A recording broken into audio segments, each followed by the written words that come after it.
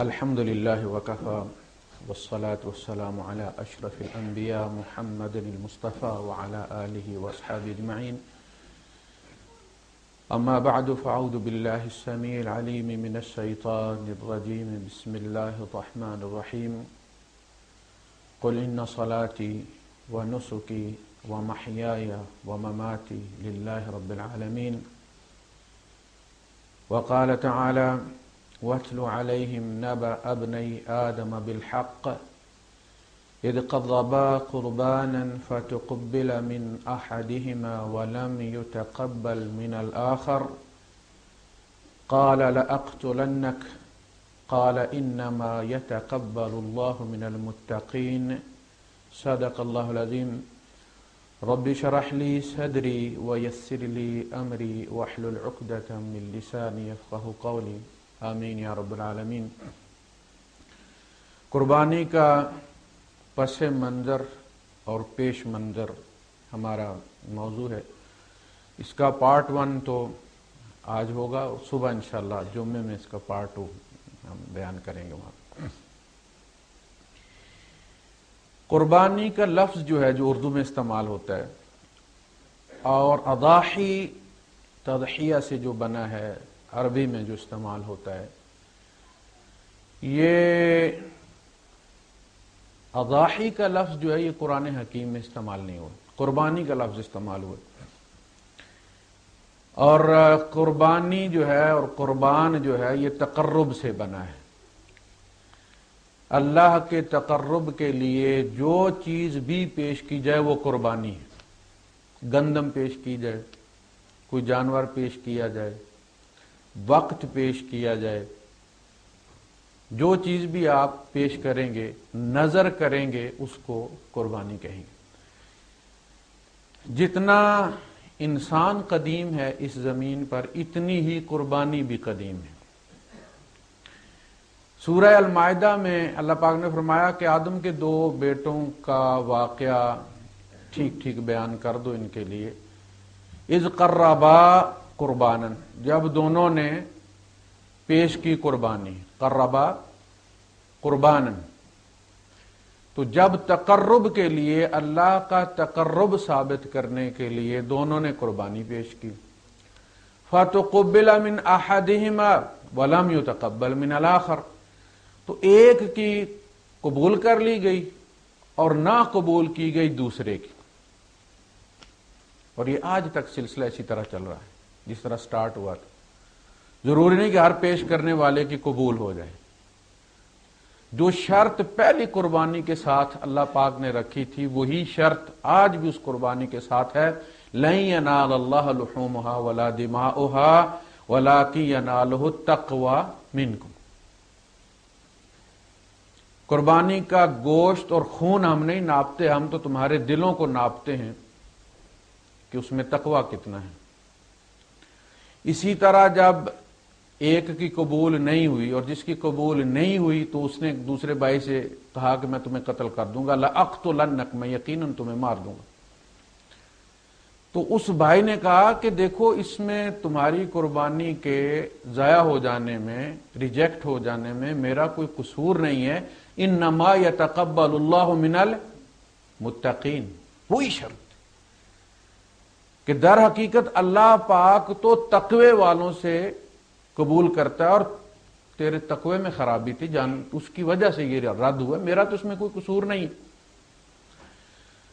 تو یہ دونوں کسی خاص مسئلے میں اللہ کا تقرب، اللہ کی رضا حاصل کرنا چاہتے تھے. ان میں سے جو حابیل تھا وہ چونکہ کھیتی باڑی نہیں کرتا تھا بلکہ جانور چراتا تھا، مویشی چراتا تھا، تو اس کی جو کموڈیٹی تھی وہی مویشی تھی، اور اس نے بہترین جانور چن کے اللہ کے لیے قربان کر دیا.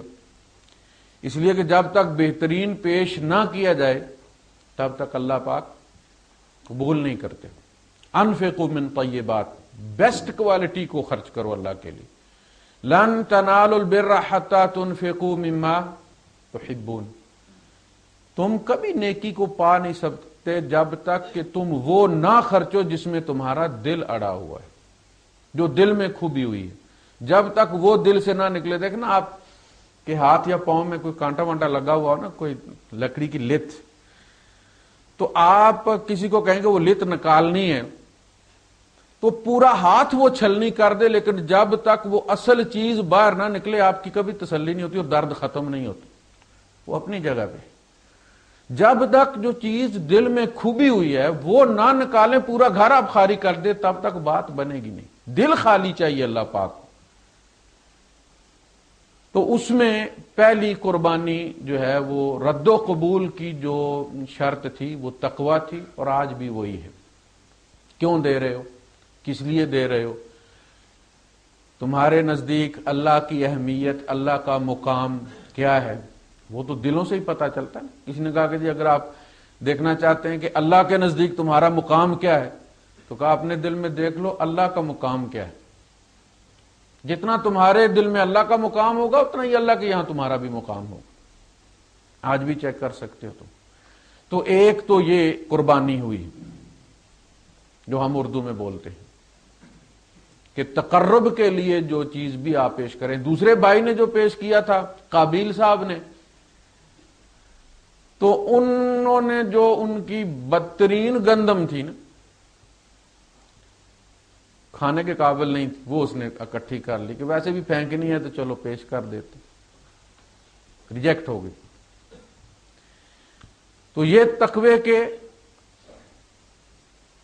عدم وجود کی نشانی تھی۔ اس کے بعد قربانی کا ذکر کیا گیا۔ سورہ آل عمران میں یہود نے بہانہ بنایا کہ جی ہم تو ایمان لے آئے آپ پر، لیکن چونکہ ہم اللہ کو زبان دے چکے ہیں، ہم عہد کر چکے ہیں اس سے، الذین قالوا ان اللہ عہد الینا الا نؤمن لرسول حتی یاتینا بقربان تأکلہ النار۔ مجبوری ہے ہماری، ہم سے تو اللہ نے عہد لیا ہوا ہے کہ ہم کبھی کسی رسول پر ایمان نہ لائیں جب تک کہ وہ قربانی پیش نہ کرے جسے آگ کھا جائے۔ وہ آدم علیہ السلام کے بیٹوں کا ایک سے قبول ہو گیا، دوسرے سے نہیں ہوا، تو بھئی انہیں کیسے پتا چل گیا؟ ہمیں تو کوئی نہیں پتا چلتا، قیامت کے دن پتا چلے گا۔ تو اس زمانے میں پتا چل جاتا تھا، جس کی قربانی قبول ہوتی تھی آسمان سے بجلی پڑتی تھی اور وہ کھا جاتی تھی، اس کو جلا دیتی تھی تو قبول ہو گئی۔ یہ ہمارے یہاں قربانی کا گوشت کھایا جاتا ہے، کچھ سہولتیں ملی ہیں اس امت کو، پہلوں میں ایسا نہیں ہوتا تھا، وہ کاٹ کے پھینک دیتے تھے، جلا دیتے تھے، اس کو خون مل کے چھوڑ دیتے تھے، اس کو کھاتے نہیں تھے۔ تو آسمان سے بجلی پڑتی تھی، جس کا کھا جاتی تھی اس کا قبول ہو جاتا تھا، جس کا چھوڑ دیتی تھی اس کا رد ہو جاتا تھا۔ تو انہوں نے کہا کہ جی آپ بھی ایسی قربانی پیش کریں کہ آسمان سے آگ آئے اور اس کو کھا جائے تو ہم سمجھیں گے کہ آپ سچے رسول ہیں۔ تو اللہ پاک نے فرمایا کہ آپ ان سے یہ کہیں قد جاءکم رسل من قبلی بالبینات وبالذی قلتم فلم قتلتموہم ان کنتم صادقین۔ مجھ سے پہلے بہت سارے رسول آئے بینات بھی لے کر اور وہ چیز بھی لے کر جو تم مجھ سے مطالبہ کر رہے، ان کی قربانی کو آگ نے کھایا اور تم نے پکڑ کے ان کو قتل کر دی۔ انہیں کیوں قتل کیا تم نے اگر تم سچے ہو ایمان لانے میں؟ انہوں نے تو وہ چیز پیش کر دی تھی نا، تم نے تماشا بنایا، روز کوئی نہ کوئی اور ڈیمانڈ لے آتے ہو۔ تو ایک لفظ وہاں آیا قربان کا سورہ آل عمران کے اندر۔ تو گویا یہ قربانی جو اللہ کے تقرب کا ذریعہ ہے یہ بہت پہلے سے چلی آ رہی ہے۔ اس نے ایک نیا رخ لیا ہے حضرت ابراہیم علیہ السلام کے زمانے میں، وہاں سے اس کو دوسرا لفظ ملا جس کو آپ کہتے ہیں کہ جی سیکریفائی کرنا چاہیے، کسی چیز کی قربانی دینا چاہیے، جذبات کی قربانی دینا، عصمتوں کی قربانی دینا، فلاں چیز کی قربانی دینا، تو اس کو آپ انگلش میں سیکریفائی کہتے ہیں۔ اب یہ جو تضحیہ ہے عربی کا، نیند کی ماں نیند کی قربانی دیتی ہے، آرام کی قربانی دیتی ہے، تو یہ اصل میں تضحیہ ہے۔ ابراہیم علیہ السلام نے جب اپنے بیٹے کو ذبح کے لیے لٹایا ہے، قرآن حکیم میں اس کے لیے لفظ ذبح استعمال ہوا ہے اور نحر استعمال ہوا۔ قربانی کا لفظ انہی دو جگہوں پر استعمال ہوا ہے اور یہ ان معنوں میں استعمال ہوا ہے جسے ہم اردو میں قربانی کہتے ہیں۔ اور نسک سورہ الحج میں نسک کے نام سے یہ آیا ہے۔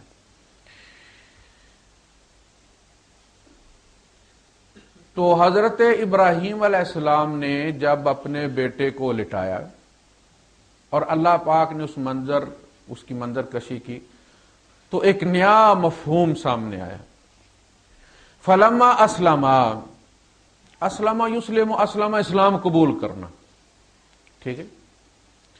اسی کو ہم کہیں گے سرنڈر کرنا، اسی کو ہم کہتے ہیں سر تسلیم خم کرنا، اسی کو ہم کہتے ہیں مان لینا. یعنی اسلام بنا ہی سلامتی سے ہے، اور یہ پیس جو ہے وہ جنگ کے اپوزٹ کا لفظ ہے. وار جب ہوتی ہے اور وار جب رکتی ہے تو پیس اکارڈ ہوتا. تو اصل میں اسلام ہے ہی انسانیت کی خدا کے خلاف یا اللہ کے خلاف جنگ بندی کا نام ہے کہ جی ہم نے لڑائی چھوڑ دی، اب جو بھی اللہ کہے گا. اس لیے کہ جب جنگ بند ہوتی ہے تو جو فریق فاتح ہوتا ہے وہ جو بھی شرائط چاہتا ہے لکھواتا ہے. جاپانیوں سے انہوں نے سب کچھ لکھوایا، انہوں نے ایک شرط لکھوائی بڑی منت ترلے کے ساتھ کہ آپ ہمیں ہماری مادری زبان میں تعلیم حاصل کرنے کی اجازت دے دیں. اور اس کمانڈر نے بڑی حقارت کے ساتھ مسکرا کر کہا کہ ٹھیک. اور آج اس کا نتیجہ ہے کہ مارکیٹ پہ وہ قبضہ کر کے بیٹھے ہیں مدر لینگویج میں تعلیم. تو جو فاتح ہوتا ہے اسے ہر شرط منوانے کا حق حاصل ہوتا ہے، ورنہ پھر آپ نے ہتھیار نہیں ڈالے. تو کہا گیا کہ یا ایھا الذین آمنوا ادخلوا فی السلم کافہ، اے ایمان والو پیس اکارڈ میں پورے کے پورے سارے فرنٹ شامل کرو. یہ نہیں کہ فوج نے تو روک دیا اور ہوائی جہاز بمباری کر رہے ہیں، اس کا نام ہوتا ہے جنگ بندی. آرمی نے ایڈوانس روک دیا ہے، میزائل فائر کیے جا رہے ہیں، اس کا نام ہے جنگ بندی. ادخلوا فی السلم کافہ، اگر جنگ بند کیا ہے تو زندگی کے ہر شعبے میں اللہ سے لڑائی بند کرو. اس کا نام ہے اصل میں اسلام. چونبا گویم مسلمانم بے لرزم، جب میں کہتا ہوں نا کہ میں مسلمان ہوں تو اپنے جھوٹ پر، اپنے نفاق پر میں خود لرز جاتا ہوں کہ اتنا بڑا یہ کہ دانم مشکلات لا الہ، مجھے پتہ ہے کہ اصلاح کا مطلب کیا ہے، مجھے کیا کیا چھوڑنا پڑے گا اصلاح کے نتیجے میں. فلما اسلما، جب دونوں نے سر تسلیم خم کر دیا، وہ ذبح ہونے پہ تیار ہو گیا، یہ ذبح کرنے پہ تیار ہو گیا. جب آپ دمبا لٹاتے ہیں تو یہی سچویشن ہوتی ہے. وہ ذبح ہونے کے لیے لیٹ جاتا ہے، آپ ذبح کرنے پر تل جاتے ہیں. الفاظ دیکھیں، انہوں نے پہلے دن اسلام قبول نہیں کیا تھا. ہوتا ہے نا ہمارے یہاں، جہاں پہلے میں کام کرتا تھا تو ہمارے ایک ساتھی تھے، تو ہم پاکستانیوں میں یہ مسئلہ کسی چیز کا یقین دلانا ہو تو پھر فوراً کہتے ہیں لا الہ الا اللہ محمد رسول اللہ. تو ہمارے ایک پنجابی ساتھی تھے، تو وہ کوئی جھگڑا آپس میں ہو گیا تو فورمین نے بلایا، 2 فورمین تھے، عربی تھے فلسطینی. جس نے جب کلمہ پڑھا نا 2 دفعہ تو اسے غصہ آ گیا. اس نے کہا شو ہے اولاً تو معافی مسلم، یہ ابھی تم مسلمان ہو رہے ہو، ہر 2 منٹ کے بعد کہہ دیتے ہو لا الہ الا اللہ محمد رسول اللہ. وہ پہلے بھی مسلمان تھے، خاص اس حکم کے لیے. اگر اس کو رد کر دیتے تو کیا ہوتا؟ اسلما کی جگہ کیا ہوتا؟ پھر ارتدا، ایڑیوں پر گھوم گئے، پھر گئے، مرتد ہو گئے. اسلما، اللہ پاک نے بڑی پیاری بات کی کہ میں نے جہاں جس جگہ جس شعبے میں بھی امتحان لیا، ابراہیم نے مسلمانی ثابت کر دی. اذ قال له ربه اسلم قال اسلمت لرب العالمین. جب اس کو اس کے رب نے کہا کہ ہتھیار ڈال دے، مان جا، اس نے کہا میں مان لیا اپنے رب العالمین کی. ہماری زندگی کے کتنے شعبے ہیں جہاں جنگ جاری ہے، نہیں مانتے ہم اللہ کو. وضو میں مان لیتے ہیں، غسل میں مان لیتے ہیں، شلوار ٹخنوں سے اوپر چلی جاتی ہے، انگوٹھا نہیں ہلتا دائیں پاؤں کا. لیکن تجارت کی طرف جائیں، سود کی طرف جائیں، کمیشن ایجنٹی دیکھیں، ہماری 2 نمبر چیزیں بنانا دیکھیں ہمارا. ہم یہ تسلیم کرتے کہ ان شعبوں کا اسلام کے ساتھ کوئی تعلق نہیں. اللہ پاک کو یہاں مداخلت نہیں کرنی چاہیے، اپنی حدود کے اندر رہنا چاہیے. مسجد میں جا کے ہم مسلمان ہو جاتے ہیں نا، دیٹس انف، بہت ہے. خیال رکھتے ہیں نا ہم اس کے قوانین کا. کس کے بارے؟ عبادت کے بارے میں. باقی تجارت تو بزنس ہے بھائی، جیسی مارکیٹ ہوگی ایسا ہم وہاں ڈیل کریں گے. فلما اسلما، ایک آدمی ہے وہ فجر کی نماز پڑھتا ہے، اس نے مسلمانی ثابت کر دیا، زور کی نہیں پڑھتا، رد کر دی اس. اللہ کے رسول صلی اللہ علیہ وسلم نے فرمایا نا کہ العہد بیننا و بینہم الصلاۃ، ہمارے اور ان کے درمیان نماز کا ایکارڈ ہے مسلمانی کا. من ترکہ فقد کفر، جس نے اس کو چھوڑ دیا اس نے کفر کر دیا. زور کے بعد وہ مسلمان نہیں رہا. شناختی کارڈ میں ہے، پاسپورٹ میں ہے، جنازہ بھی پڑھا جائے گا، آیت الکرسی والی چادر بھی اس کی چارپائی پر ڈالی جائے گی، لیکن قبر والے تسلیم نہیں کریں گے. ان کا اپنا چیک ہے. تو اس لیے اول ما یسأل بہ العبد یوم القیامت الصلاۃ، قیامت کے دن سب سے پہلا سوال جو بندے سے ہوگا وہ نماز کے بارے میں ہوگا. نماز میں مسلمان ثابت ہوگا تو اگلا معاملہ دیکھا جائے گا. اگر نماز میں ہی ہم نے دیکھا ان صالحت، اگر یہ ٹھیک نکلی صالحت الاعمال کلھا، پھر سارے اعمال ٹھیک نکلے، وہاں ہاتھ ہلکا کر لیا جائے گا، ڈسکاؤنٹ مل جائے گی. یہاں چیکنگ سخت ہوگی. فلما اسلما وتلہ للجبین، جب دونوں نے سر تسلیم خم کر دیا اور انہوں نے یعنی ابراہیم علیہ السلام نے اپنے بیٹے کو لٹا لیا جبین کے بل، ونادیناہ ان یا ابراہیم، اور پھر ہم نے پکارا کہ ابراہیم قد صدقت الرؤیا، آپ نے خواب سچ کر دکھایا. اتنا ہم نے دکھایا تو پورا ہو گیا. اس کے بعد فرمایا وفدیناہ بذبح عظیم، ہم نے فدیے میں فدینا، ہم نے فدیہ دیا. اللہ پاک کہتے ہیں کہ ابراہیم سے اسماعیل کو چھڑانے کا ہم نے فدیہ دیا. ہمارے حکم پہ ذبح کر رہے تھے، ہم نے فدیہ دیا. تو یہ فدیے میں جان دینا، جان کے بدلے جان دینا، یہ اللہ کی سنت ہے. اسی لیے کوئی بندہ تنگ ہو تو کہتے ہیں کہ کوئی بکرا شکرا دیں، ثابت ہے. ایک جان آپ پیش کرتے ہیں، وہ بھی اللہ کی مخلوق ہے، یہ بھی اللہ کی مخلوق ہے. آپ نے ایک جان دے دی، اللہ پاک آسانی فرمائے گا. تو فدیناہ بذبح عظیم، تو یہاں قربانی کو کیا کہا گیا؟ ذبح. ہم نے ایک عظیم ذبیحہ عطا کیا. کہا جاتا نا وہ جو بغیر ماں باپ کے پیدا ہوں، اس میں یہ دمبا بھی شامل تھا جو اسماعیل علیہ السلام کی جگہ لایا گیا تھا. وَتَرَكْنَا عَلَيْهِ فِي الْآخِرِينَ، اور اس کو ہم نے بعد والوں میں پھر سنت کے طور پر چھوڑ دیا. تو اگر جس ہستی کی ہم مناتے ہیں سنت، پوچھا گیا نا مل اضاحی یا رسول اللہ، اللہ کے رسول یہ قربانیاں کیا ہیں؟ قال سنت ابیکم ابراہیم، یہ تمہارے ابا ابراہیم کی سنت ہے. حالانکہ یہ کب سے شروع ہے؟ آدم علیہ السلام کے زبانے سے، لیکن اس کو ایک نیا ٹرن، نیا ٹوسٹ دیا ہے. ابراہیم علیہ السلام نے بیٹا لٹا کر چھری کے نیچے.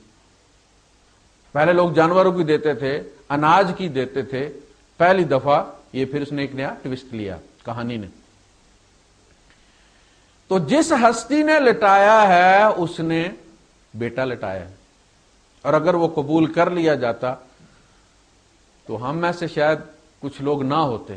پھر سنت یہی ہوتی نا کہ پہلوٹھی کا بیٹا قربان کیا جائے، تو میں بھی نہ ہوتا، آپ میں سے بھی کچھ نہ ہوتا. اور پتہ نہیں دینے والے دیتے یا نہ دیتے، اللہ پاک نے آسانی فرما دی.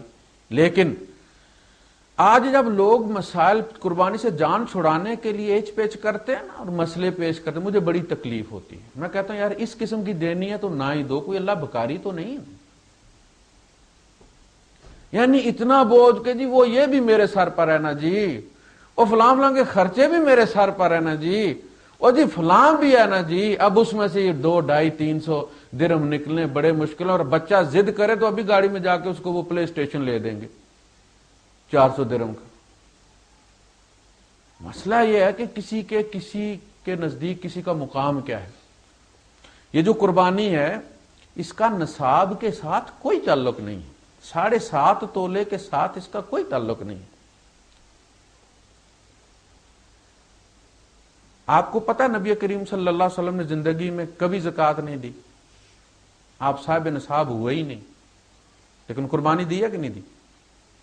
کیا تعلق ہے نصاب کے ساتھ قربانی کا؟ قربانی کا تعلق ہے پیار کے ساتھ، محبت کے ساتھ۔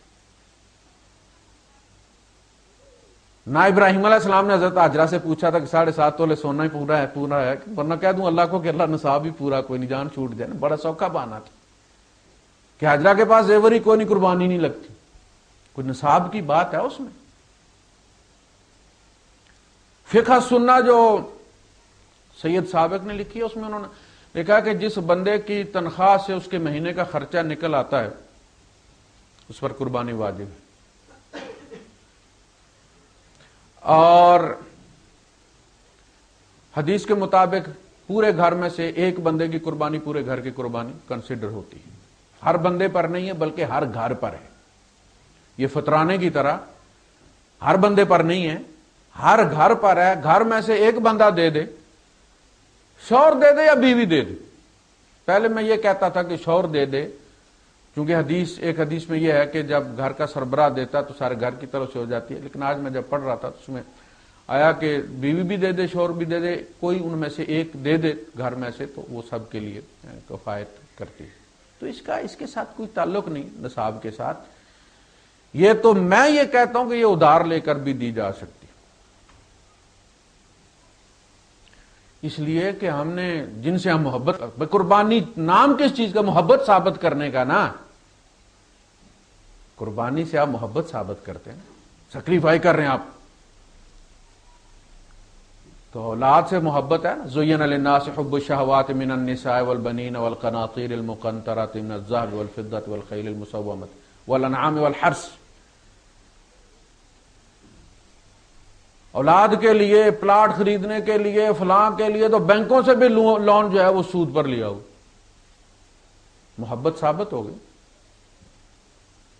تو اگر مہینے کے لیے 200-400 درہم کسی سے لے کر بھی دینا پڑے، اس لیے کہ سال کے بعد ہی پھر آئے گی، یہ روز روز تو ہوتی نہیں، تو بھی دی جا سکتی۔ یہ تو بات محبت کی ہے نا، اس کو کسی پہ لاگو نہیں کیا جا سکتا، یہ اس بندے کی اپنے احساسات و محسوسات ہیں۔ اللہ کے رسول صلی اللہ علیہ وسلم مقروض رہتے تھے کہ نہیں رہتے تھے؟ کیوں؟ اپنی ذات کے لیے آپ نے کبھی قرض نہیں لیا، آپ لوگوں کی حاجات کے لیے قرض لیتے تھے۔ 2 آدمیوں میں تنازع پیدا ہو گیا، جتنے پیسے پہ تھا حضور نے کہا پیسہ میں دے دوں گا، تم آپس میں صلح کر لو، اپنے سر لے لیا وہ، جسے حضرت خدیجہ رضی اللہ تعالی عنہا نے فرمایا وَتَحْمِلُ الْكَلْ، آپ لوگوں کا بوجھ اپنے اوپر لے لیتے۔ جب بندہ یہ سوچتا کہ چلو کچھ لوگ ہیں ان کو کھانے کو کچھ مل جائے گا، عید والے دن تھوڑے خوش ہو جائیں گے، وہ عید ہو جائے گی ان کی، اس کے لیے اگر کسی کو ادھار لے کے بھی دینا پڑے تو ادھار، غریب کے لیے ادھار لینا یہ بھی نبی کی سنت ہے، کوئی مسئلہ نہیں۔ تو قربانی کا پس منظر جو ہے وہ محبت، اللہ کا تقرب اور سر تسلیم خم کرنے کا ثبوت ہے۔ اس لیے قل ان صلاتی و نسکی، یہاں قربانی کو نسک کہا گیا، میری نماز میری قربانی، ومحیایا ومماتی، میرا جینا میرا مرنا، میری زندگی میری موت، للہ رب العالمین لا شریک لہ وبذالک امرت وانا اول المسلمین، سب سے پہلے میں سر تسلیم خم کرتا ہوں اس کام کے لیے۔ تو قربانی اللہ کا تقرب ہر اس چیز سے جسے آپ پسند کرتے ہیں اور اپنی حاجت اور ضرورت ہوتے ہوئے اللہ کی خاطر دوسرے کو آپ دے دیتے، ورنہ ہم دیکھتے ہیں کہ سورہ الماعون میں ان نمازیوں کی مذمت کی گئی ہے کہ جو اپنی نمازوں سے تو یہ ثابت کرتے ہیں کہ یہ تو جنت کے باسی ہیں، یہ جنتی لوگ ہیں، بڑے نیک لوگ ہیں، لیکن معاشرے میں ان کی حالت یہ ہے کہ عام استعمال کی چیز بھی مانگے سے نہیں دیتی. تو آپ اندازہ کریں، ابھی تو یہ کہ آپ کو نہ ملی، آپ نے سڑک کراس کی اور جا کے جناب علی کسی گروسری سے لے آئے. لیکن جب کسی زمانے میں کسی بستی میں چیزیں اس طرح نہیں ہوتی تھی، دکانیں اس طرح نہیں ہوتی تھیں جو آج آپ کو دکانوں پہ اویلیبل ہے، اس زمانے میں فیکٹریوں میں نہیں بنا کرتا تھا. کوئی ایک چیز ایک گھر میں ہوتی تھی، دوسری چیز دوسرے گھر میں ہوتی تھی، تو لوگ مانگ تانگ کے گزارا کر لیا کرتے تھے. ایک چیز میرے پاس ہوتی تھی وہ لے جاتا تھا، اور دوسری اس کے پاس ہوتی تھی، میرے پاس نہیں ہوتی تھی، میں مانگ کے لے آتا تھا. کاغا فوائل للمصلین، ہلاکت ہے ان نمازیوں کے لیے جو نماز کے مقصد سے ہی غافل، انہیں پتہ ہی نہیں کہ نماز نام کس چیز کا ہے. اور ایسی نماز ریاکاری ہے، دکھاوے کی نماز. تو ہم اپنی زندگی میں اگر نظر ڈالیں کہاں کہاں قربانی کی ضرورت ہے. یہ تو ایک سمبل ہے نا، شارٹ کٹ ہے. یہ اس کے پیچھے پورے سال کا پروگرام ہے. قدم قدم پر ضرورت پڑتی ہے ہمیں، ایک چیز کو قربان کر کے ہمیں دوسری کو ترجیح دینی پڑتی ہے. ہم دیکھیں ہم پورا سال ہمیشہ اپنے آپ کو ترجیح دیتے ہیں یا کہیں اللہ پاک کو بھی ترجیح دیا ہم نے؟ کہیں اپنی کوئی ضرورت روک کر اللہ کا کوئی کام کر دیا کہ نہیں کر دیا؟ یہ سارے اصل میں ہمارے امتحان ہے نا، ورنہ اللہ پاک محتاج نہیں ہے. یہ بڑی ایک عجیب سی بھی سوچ ہے. سورہ البقرہ میں آل عمران میں یہ جو میں نے آیت پڑھی تھی، وہ انہوں نے کہا کہ ان اللہ عہد الینا، اس سے پہلے جو آیت ہے اس میں اللہ پاک نے فرمایا لقد سمع اللہ قول الذین قالوا ان اللہ فقیر ونحن اغنیاء. اللہ ادار مانگتا ہے، اللہ فقیر، ہم غنی ہیں، ہم سے مانگتا ہے. تو ایک یہ سوچنا پیدا ہو جائے کہ نہیں جی بس جب بھی دیکھو اللہ پاک کوئی نہ کوئی چیز مانگتا ہی رہتا ہے. یہ امتحان ہے، یہ اللہ کی ضرورت نہیں. ہم معاشرے میں ضرورتیں پوری کرتے ہیں، اپنے عزیزوں میں دیتے ہیں، غریبوں میں دیتے ہیں. لیکن یہ بڑے فخر کی بات ہے مومن کے لیے کہ وہ اللہ کو ادھار دیتا ہے. ایک صاحب تھے، انہوں نے یہاں ایک بہت بڑے آدمی کو قرض دیا ہوا تھا. پھر اللہ پاک نے اس بندے کو بہت کچھ نواز دیا جو مقروض تھا اس کا. اس کی حالت یہ تھی کہ وہ سگریٹ کی ڈبی پہ بھی سائن کر دے تو جتنے مرضی ہے پیسے بینک سے جا کے نکلوا لیں. لیکن وہ جو پہلا بندہ تھا اس نے کبھی اپنا قرضہ وصول نہیں کیا. وہ جب بھی اسے کہتا تھا تم اس کے بدلے مجھ سے اتنے ملین لے لو، وہ کہتا تھا نہیں، میرے لیے یہ بڑی فخر کی بات ہے کہ تم میرے مقروض ہو. یہ آپ نے واقعہ سنا ہو کہ نہیں سنا؟ بندے کے لیے یہ اعزاز کم نہیں ہے کہ اللہ پاک اس سے مانگتا ہے. من ذا الذی یقرض اللہ قرضا حسنا، جنہیں قدر تھی اللہ پاک کی. حضرت ابی دحداح رضی اللہ تعالیٰ عنہ کہیں فصل کی کٹائی کر رہے تھے تو کوئی بندہ وہاں سے آیت پڑھتے ہوئے گزرا، تو انہوں نے آیت سنی اور اسے کھڑا کیا، کہا کہ کیا پڑھ رہے؟ ان کا جی آج یہ آیت نازل ہوئی ہے، اللہ پاک نے قرض مانگا ہے، من ذا الذی یقرض اللہ قرضا حسنا. انہوں نے وہ درانتی وہیں پہ رکھ دی اور وہاں سے پیدل آئے نبی کریم صلی اللہ علیہ وسلم کے پاس اور کہا کہ اللہ کے رسول، میں نے سنا ہے کہ اللہ پاک قرض مانگ رہا ہے. آپ نے فرمایا ہاں، اللہ پاک تمہارے امیروں سے قرض لے کر تمہارے غریبوں میں بانٹ دیتا ہے. یعنی اس کی اپنی ضرورت نہیں ہے مگر تمہارا امتحان لیتا ہے وہ. اسی لیے اس نے کچھ غریب پیدا کیے، کچھ امیر پیدا کیے. ان کی غربت ان کا امتحان ہے کہ یہ صبر کرتے ہیں یا نہیں کرتے، یا کرپشن میں پڑ جاتے ہیں. ان کی امارت ان کا امتحان ہے کہ وہ اسراف میں پڑ جاتے ہیں، تبذیر میں پڑ جاتے ہیں، یا غریبوں کی مدد کرتے ہیں. حضرت ابی دحداح رضی اللہ تعالیٰ نے فرمایا کہ اللہ کا رسول ہاتھ بڑھائیے آپ. میں نے اپنا فلاں باغ اور اس میں جو کچھ ہے میرے بیوی بچوں کے سوا وہ سب میں نے اللہ کی راہ میں دے دی.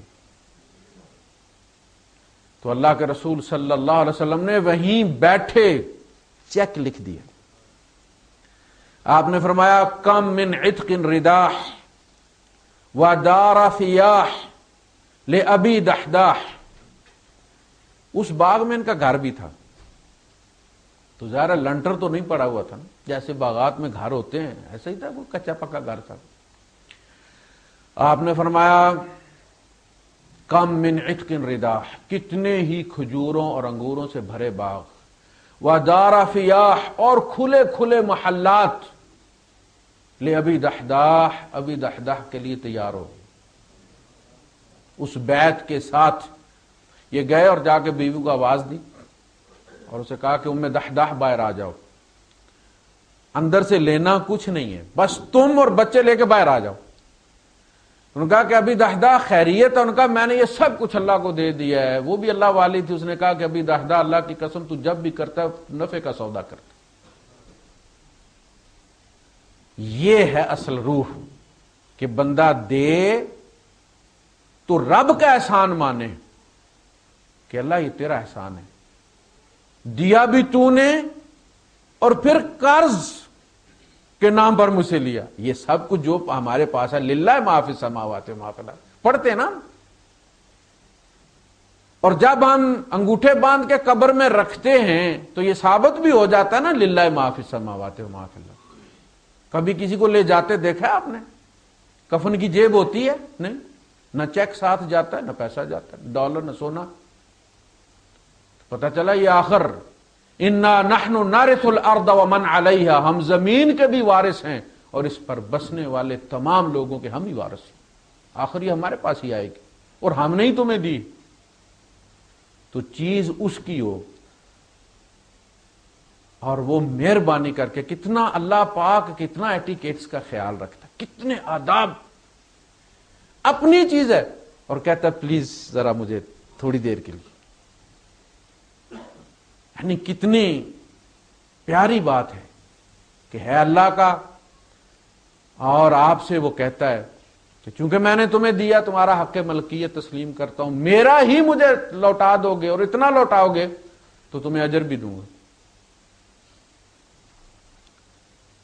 تو قربانی کا پس منظر اصل میں اللہ کا تقرب ہے، اور یہ تقرب صرف ایک سال کے لیے گھنٹہ یا 2 گھنٹے کے لیے نہیں ہے، یہ ایک شارٹ کٹ ہے زندگی کے ہر لمحے پر۔ یا وہ لمحہ آپ کو رب سے دور لے جائے گا یا رب کے قریب کر دے گا۔ یہ قدم قدم پر آپ کو یہ تقرب جو ہے یہ حاصل کرنا ہے۔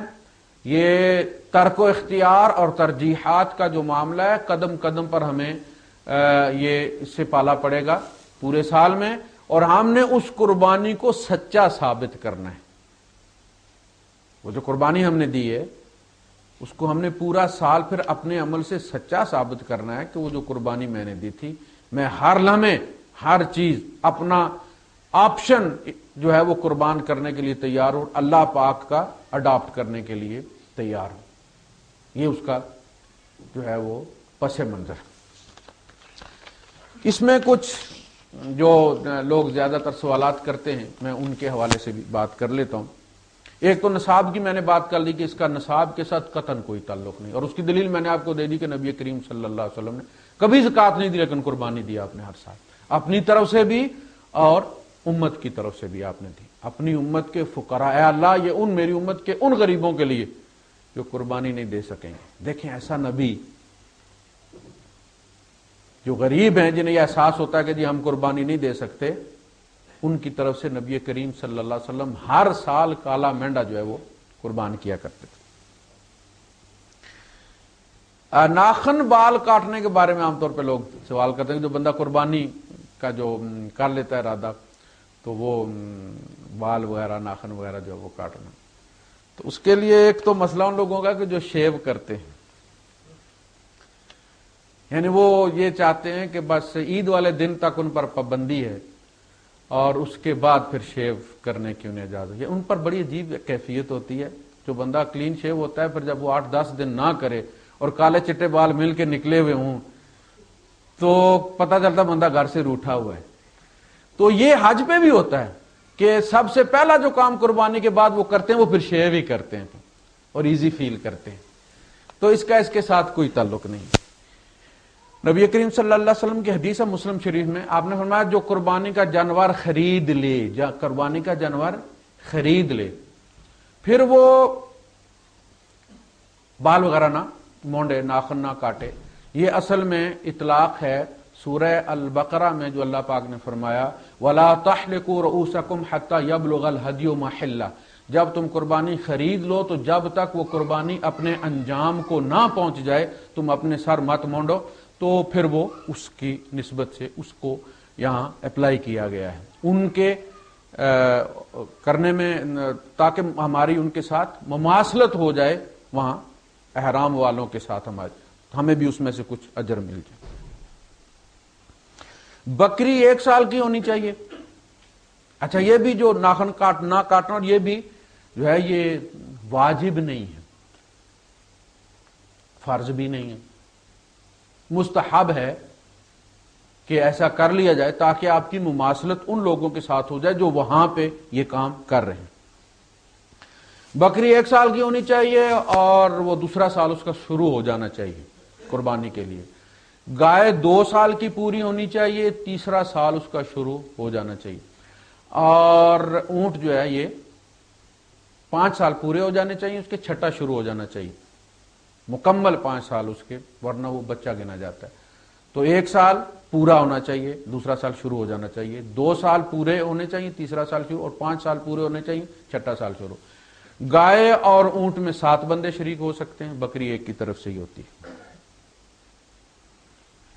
عرفات کا روزہ 2 سال کے گناہوں کا کفارہ، طبرانی نے اس کو روایت کیا ہے، لیکن جو الفاظ استعمال کیے کل جمعے کے خطبے میں، آپ اسی پہ یوم عرفہ پہ اس میں آپ حدیث سنیں گے کہ حدیث کے جو الفاظ انہوں نے کوٹ کیے وہ یہ ہے کہ 1 سال جو آنے والا ہے اور 1 سال اس سے جو اگلا ہے اس کے گناہ پری پیمنٹ ہو گئی آپ کی، معاف ہو جاتے ہیں، اور یہ سینس نہیں بناتا، یہ سینس نہیں بناتا، یہ سہولت تو حاجیوں کو بھی بیچاروں کو حاصل نہیں، ان کے بھی پچھلے معاف ہوئے ہیں، اگلے 2 سال کی انشورنس نہیں ہوئی۔ ہمارا ایک روزہ رکھنے سے اگلے 2 سال کی انشورنس، یہ پچھلے 2 سال کی بات ہے، یعنی ایک وہ سال جس کا یہ ذی الحج ہے اور اس سے ایک متصل جو سال پچھلا گزرا ہے، یہ 2 سال کے گناہ معاف ہوئے ہیں۔ آنے والے جو ہے 2 سال، یہ تو بالکل عیسائیوں والی بات ہوگی کہ عیسیٰ علیہ السلام کفارہ دے گئے ہیں، ہماری پری پیمنٹ ہو گئی ہے، اب موج کرو۔ تو یہ اصل میں بعد کے 2 سالوں کی بات نہیں ہے، یہ تو حاجیوں کو بھی یہ سہولت میں نے عرض کیا کہ حاصل نہیں ہے، ان کے بھی پچھلے معاف ہوتے ہیں، اگلے 2 سالوں کی ان کی پری پیمنٹ نہیں ہوتی۔ تو اسی طرح اس روزے کے بھی پچھلے 2 سال معاف ہوتے ہیں، اگلے 2 سالوں کی نہیں ہے۔ یہ تکبیرات تشریق پاکستان میں اس کا رواج نہیں ہے، ہم نے بھی یہاں آ کے سنا تھا۔ یہ یوم عرفہ جو ہے جس دن آپ نے روزہ رکھنا ہے، 9 ذی الحج کی فجر سے لے کر 13 ذی الحج کی عصر کی نماز تک یہ 23 نمازیں بنتی ہیں، جن میں ہر نماز کے بعد آپ نے اسی کیفیت میں، اسی حالت میں بیٹھ کے سلام پھیرنے کے فوراً بعد 3 بار جو اللہ اکبر اللہ اکبر اللہ اکبر لا الہ الا اللہ اللہ اکبر وللہ الحمد، مردوں نے اونچی آواز سے اور خواتین نے آہستہ آواز سے اس کو پڑھنا، اور یہ اسی طرح واجب ہے جس طرح وتر واجب ہے، اور ہم اس کو معمولی سمجھتے ہیں۔ اگر ہمیں نماز مل گئی مولوی صاحب کے ساتھ اور مولوی صاحب نے پڑھ لیا تو ہم بھی پڑھ لیتے ہیں، اگر ہم لیٹ ہو گئے، دوسری رکعت میں پہنچے اور مولوی صاحب نے سلام کے فوراً بعد پڑھ لیا اور ہم نے بعد میں سلام پھیرا تو پھر ہم نہیں پڑھتے۔ اور بھائی صاحب یہ واجب ہے، آپ اکیلے بھی نماز پڑھیں تو یہ تکبیرات تشریق ہر نماز کے بعد واجب ہے، یہ پڑھنی ہے۔ اس کے علاوہ اگر کوئی ساتھیوں کا کوئی ایسا ہو جو رہ گیا ہو میرے ان میں شامل نہ ہو تو وہ انتظامیہ کی اجازت سے آپ سوال پوچھ سکتے ہیں۔ جی